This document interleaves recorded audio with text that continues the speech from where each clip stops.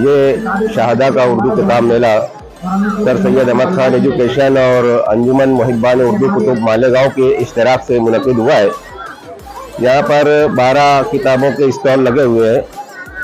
हम लोग मालेगांव से आए हैं और यहाँ पर हर किस्म की दीनी, अदबी और बच्चों के अदब पर किताबें मौजूद हैं।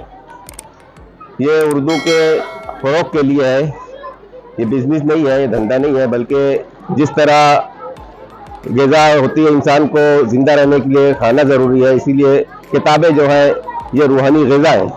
तो इसलिए ये ज़रूरी है कि हम मुताला करें किताबों का और किताबों से जुड़ें, और उर्दू किताबों के लिए ही हम ये किताब मेला मुनक़िद करते हैं, अंजुमन मुहिब्बान उर्दू कुतुब। इससे पहले भी हम लोग धूलिया और उससे पहले जलगांव में ये किताब मेला मुनक़िद कर चुके हैं। ये शाहदा का पहला उर्दू किताब मेला है और इसमें हम लोग सर सैयद अहमद खान के इश्तराक से आए हुए हैं।